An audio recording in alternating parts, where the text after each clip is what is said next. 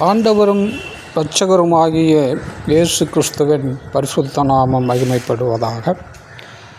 இன்றைய தியானத்திற்கென்று நாம் எடுத்துக்கொண்ட வேதவசனம் மத்தேயு எழுதின சுவிசேஷம் 5ஆம் அதிகாரம் 16ஆம் வசனம். வாசிக்க கேட்போம். இவ்விதமாய் மனுஷர் உங்கள் நற்கிரியைகளைக் கண்டு பரலோகத்தில் இருக்கிற உங்கள் பிதாவை மகிமைப்படுத்தும்படிக்கு உங்கள் வெளிச்சம் அவர்கள் முன்பாக பிரகாசிக்க கடவது. அல்லேலூயா. பரலோகத்தில் இருக்கிற உங்கள் பிதாவை மகிமைப்படுத்தும்படி உங்கள் வெளிச்சம் அவர்கள் முன்பாக பிரகாசிக்க கடவது. உங்களுடைய வெளிச்சம், கிறிஸ்துவை ஏற்றுக்கொண்ட உங்களுடைய வெளிச்சம், கிறிஸ்துவை ஏற்றுக்கொள்ளாத அவர்களுக்கு முன்பாக, புறஜாதிகளுக்கு முன்பாக, உங்களுக்கு அருகாமையில் இருக்கிறவர்களுக்கு முன்பாக, உங்கள் தெருவில் இருக்கிறவர்களுக்கு முன்பாக, உங்கள் நகரத்தில் இருக்கிறவர்களுக்கு முன்பாக உங்களுடைய வெளிச்சம் பிரகாசிக்க கடவது. வெளிச்சம் என்று சொல்லும்போது இயேசுவின் வெளிச்சம், இயேசு உங்களுக்குள் இருக்கிறார் அல்லவா? அந்த இயேசுவின் வெளிச்சம், இயேசுவின் குணாதிசயம், இயேசுவின் செயல்கள், இயேசு எப்படி பிறரை நேசித்தார், இயேசு எப்படி நடந்து கொண்டார், இவ்விதமான அந்த குணாதிசயங்களை நீங்கள் வெளிப்படுத்தி காட்ட வேண்டும். அப்படி காட்டும்போது அவர்கள், இயேசுவை ஏற்றுக்கொள்ளாத அவர்கள், நம்முடைய தேவனாகிய பிதாவை மகிமைப்படுத்துவார்கள் என்று சொல்லியிருக்கிறது. இவ்விதமாய் மனுஷர் உங்கள் நற்கிரியைகளை கண்டு. இவ்விதமாய் என்றால் எவ்விதமாய்? மேலே சொல்லப்பட்டுள்ள வசனங்களை நாம் கவனித்தால் காரியம் நமக்கு புரியும். 13ஆம் வசனம் அதில் சொல்லியிருக்கிறது, நீங்கள் பூமிக்கு உப்பாய் இருக்கிறீர்கள். உப்பானது சாரமற்று போனால் எதனால் சாரமாக்கப்படும்? வெளியே கொட்டப்படுவதற்கும் மனுஷரால் மிதிக்கப்படுவதற்குமே ஒழிய வேறொன்றுக்கும் உதவாது. உப்பு ஜாடியில் இருக்கும் வரை அதற்கு பலனில்லை. அதை கொஞ்சம் எடுத்து நாம் சோற்று பானையிலே போடும்போது அதில் பானையில் இருக்கிற எல்லா சோற்றுக்கும் அது அந்த சுவையை தருகின்றது.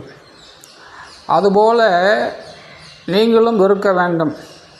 கிறிஸ்தவர்களாய் மற்றவர்களுக்கு பயனுள்ள விதமாக, வாசனையாய், நல்ல நல்ல மாதிரியாய் நீங்கள் இருக்க வேண்டும். உப்பு தன்னுடைய சாரத்தை கொடுக்கவில்லை என்றால் அது பயனற்றதாக இருக்கும். உப்பில் அந்த சுவை இல்லை என்றால் அது பயனற்று போய்விடும். அது ஒன்றுக்கும் உதவாது. அதைத்தான் அங்கே சொல்லியிருக்கிறது, மனுஷரால் மிதிக்கப்படுவதற்கும் கீழே கொட்டப்படுவதற்கும் அது பயன்படுமே தவிர வேறொன்றுக்கும் உதவாது. அதுபோல் நாமும் நம்முடைய பழைய சுபாவங்களை விட்டு புதிய சுபாவத்திற்குள் வரும்போது நாம் தேவனுக்கு பிரியமானவர்களாக இருப்போம். 2வது காரியம் அங்கே சொல்லப்பட்டிருக்கிறது, நீங்கள் உலகத்திற்கு வெளிச்சமாக இருக்கிறீர்கள். மலை மேல் இருக்கிற பட்டணம் மறைந்திருக்க மாட்டாது. நீங்கள் ஒரு கிறிஸ்தவராக எல்லாருக்கும் தெரிகிற விதமாக நீங்கள் இருக்க வேண்டும். மலை மேலே ஒரு பட்டணம் இருந்தால் அது எப்படி எல்லாருக்கும், சுற்றி இருக்கிற எல்லாருக்கும் அது தெரிகிறதோ, அதுபோல் நீங்கள் கிறிஸ்துவை ஏற்றுக்கொண்ட பின்பு உங்களுடைய காரியங்கள் எல்லாருக்கும் தெளிவாக இருக்க வேண்டும். அங்கே ஒரு கிறிஸ்தவர் இருக்கிறார், அவர் இயேசு கிறிஸ்துவை வெளிப்படுத்தி காண்கிறார். இயேசுவை போல நல்ல அன்பாக இருக்கக்கூடிய ஒரு சகோதரன். இதுபோல் நம்முடைய காரியங்கள் வெளிப்படையாக தெரிய வேண்டும். சிலருடைய காரியங்கள் தெரிவதில்லை. பைபிள் சபைக்கு போகும்போது பைபிளை கூட எடுத்துகிட்டு போக மாட்டாங்க. ஏன்னா கிறிஸ்தவங்கன்னு அவங்களுக்கு தெரிஞ்சிடுமா. அதனால் சிலர் சுவிசேஷம் சொல்ல மாட்டாங்க. காரணம் அவர்கள் கிறிஸ்தவர்கள் என்று தெரிந்து வரும். இதுபோல் நிறைய காரியங்கள் இருக்கிறது. நாம் கிறிஸ்துவை ஏற்றுக்கொண்டிருந்தோமானால் முதலாவது நாம் கிறிஸ்துவை வெளிப்படுத்தி காண்பிக்க வேண்டும். மூன்றாவதாக அங்கே என்ன சொல்லப்பட்டிருக்கிறது? விளக்கை கொளுத்தி மரக்காலால் மூடி வைக்காமல் விளக்கு தண்டின் மேல் வைப்பார்கள். அப்பொழுது வீட்டிலுள்ள யாவருக்கும் அது வெளிச்சத்தை கொடுக்கும். நீங்கள் பிறருக்கு வெளிச்சம் கொடுக்கிறவர்களாக இருக்கிறீங்களா? இல்லை உங்கள் வெளிச்சம் இருளாக இருக்குதா? உங்களில் இருக்கிற வெளிச்சம் இருளாக இருந்தால் அது எவ்வளவு வேதனை என்று இன்னொரு இடத்துல குறிப்பிடப்பட்டுள்ளது. அப்படியானால் இயேசு கிறிஸ்து உங்களுக்குள் இருந்தால் அதை நீங்கள் பிறருக்கு வெளிப்படுத்தி காண்பிக்க வேண்டும். உங்கள் பழைய மனுஷனை களைந்து போட்டு கிறிஸ்துவுக்குள் புதிய மனிதனாக நீங்கள் ஆனதற்கான அந்த மனம் திரும்புதலின் கனிகளை நீங்கள் காண்பிக்க வேண்டும்.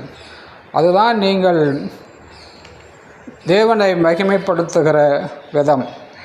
நாம் ஞாயிற்றுக்கிழமை ஆலயங்களில் போய் நாம் ஆண்டவரை மகிமைப்படுத்துகிறோம். அந்த மகிமையை இங்கு குறிப்பிடவில்லை. அதை அல்ல, நீங்கள் சபையை விட்டு வெளியே வந்து நீங்கள் இருக்கிற இடத்தில், நீங்கள் வாழ்கிற இடத்தில் மற்றவர்களுக்கு முன்பாக உங்கள் அலுவலகத்தில் எப்படி கிறிஸ்துவை வெளிப்படுத்துகிறீர்கள், எப்படி நான் ஒரு கிறிஸ்தவன் என்பதை அவர்களுக்கு காண்பிக்கிறீர்கள். அதுதான், அதை வைத்து தான் அவர்கள் உங்களை கிறிஸ்தவன் என்று சொல்லுவார்கள். எனவே நீங்கள் இந்த இயேசுவை ஏற்றுக்கொண்ட அதனால் உங்களுக்குள் ஏற்பட்ட மாற்றங்களை நீங்கள் இந்த உலகிற்கு காட்ட வேண்டும். அப்பொழுது அவர்கள் தேவனுடைய நாமத்தை மகிமைப்படுத்துவார்கள். ஆமென். கர்த்தர் உங்களை ஆசீர்வதிப்பாராக. ஆமென்.